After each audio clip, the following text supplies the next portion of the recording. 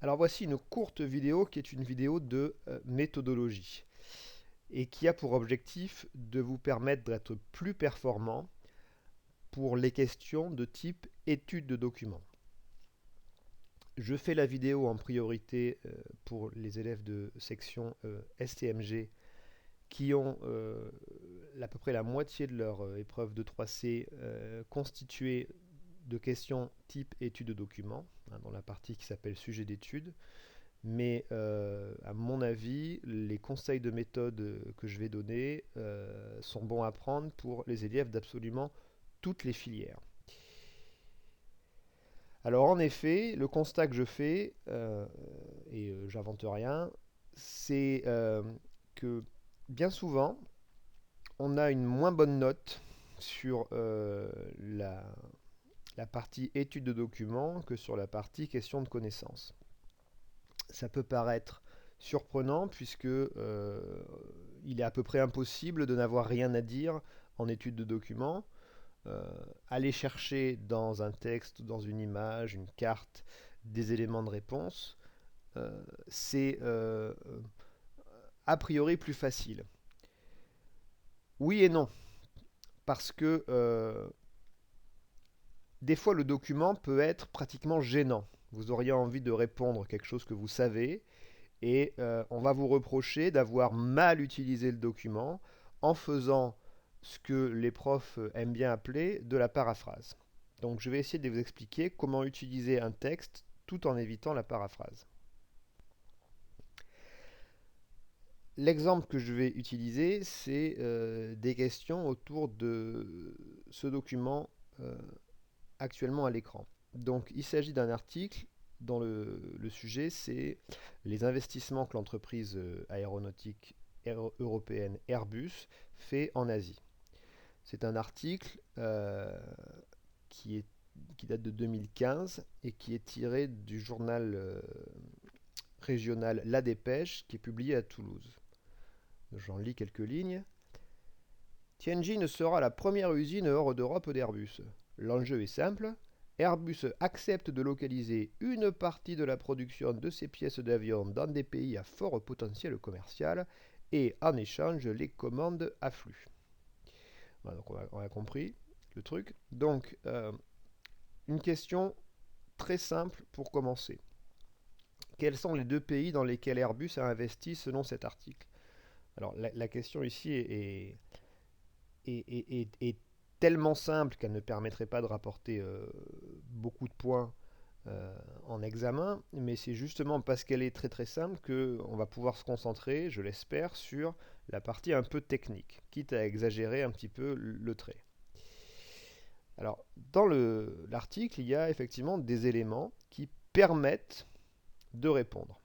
Ces éléments, c'est la référence à Tianjin, qui est une ville de Chine, l'expression empire du milieu, qui est une manière un peu traditionnelle et imagée de désigner la Chine, et l'adjectif sino-européenne. Alors en fait, sino, ça fait référence à la Chine, et c'est une tournure de phrase, un petit peu comme quand on dit franco-britannique, par exemple. Hein, franco fera référence à la France.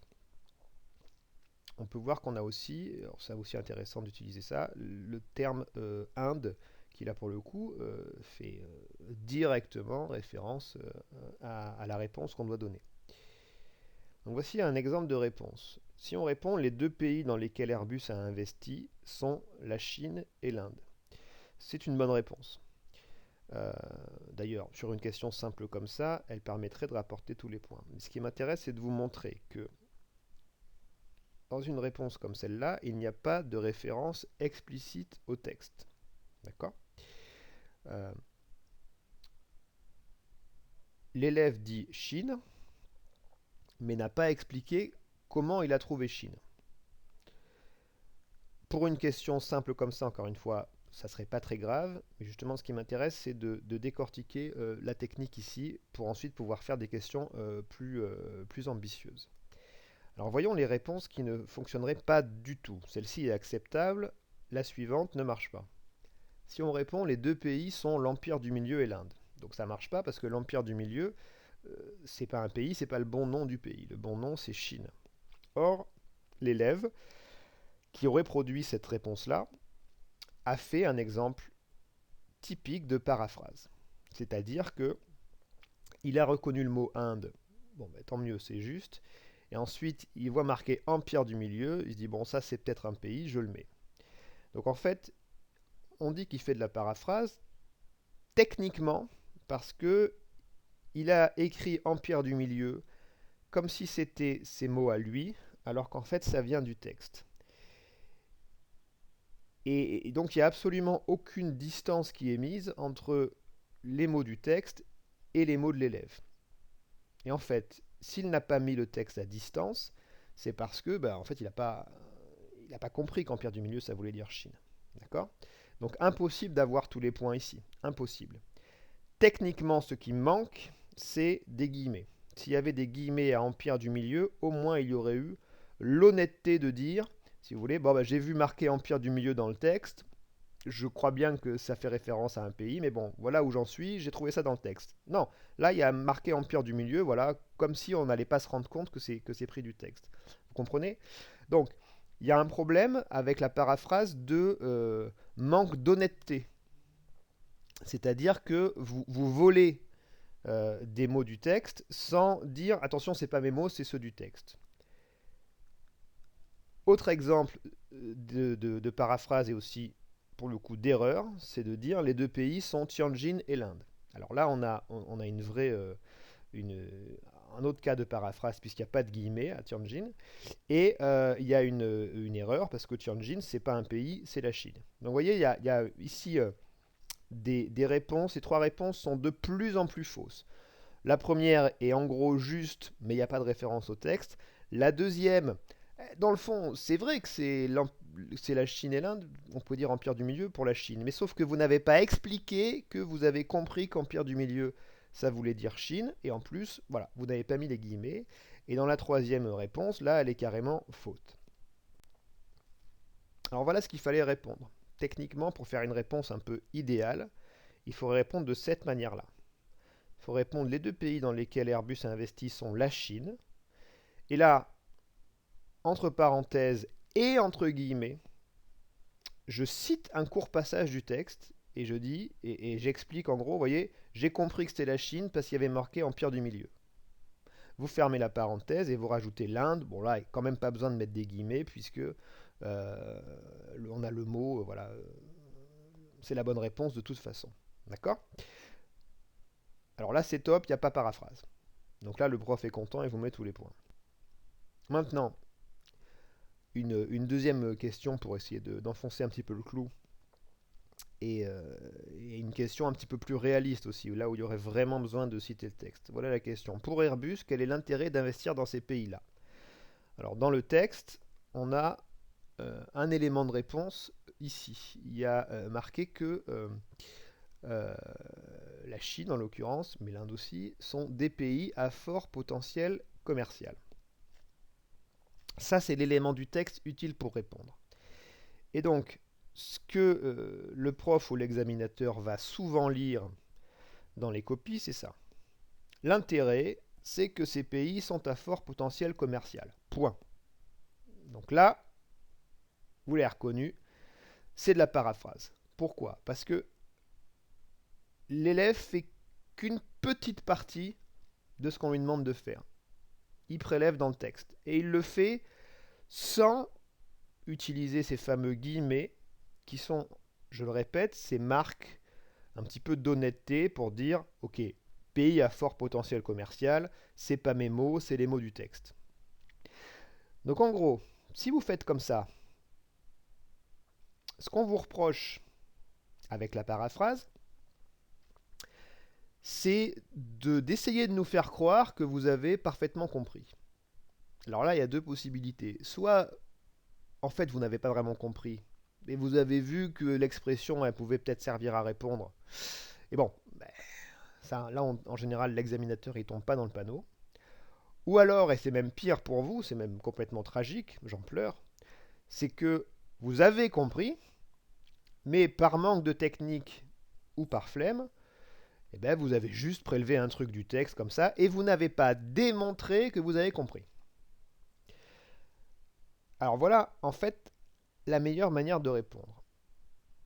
Déjà, premier truc, techniquement, si vous citez le texte, vous le mettez entre guillemets. Je répète, c'est une manière d'être honnête et de dire ok, ces mots-là, c'est pas les miens, c'est les mots du texte.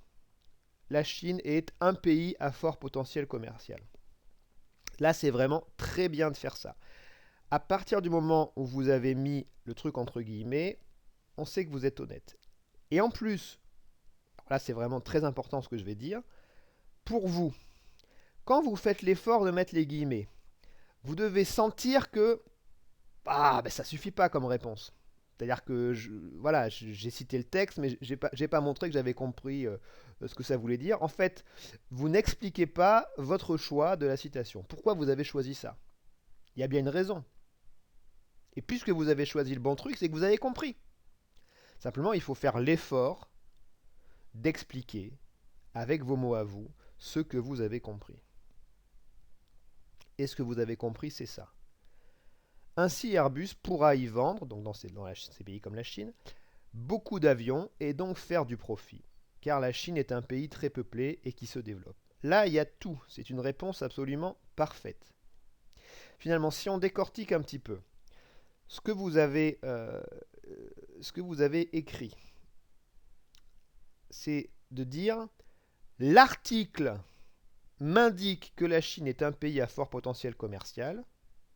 Et voilà ce que ça signifie, ce que j'ai compris. Ça signifie que fort potentiel commercial, Airbus va pouvoir vendre beaucoup d'avions et donc faire du profit. C'est là l'intérêt pour Airbus. D'accord? Et on peut même développer encore sa pensée.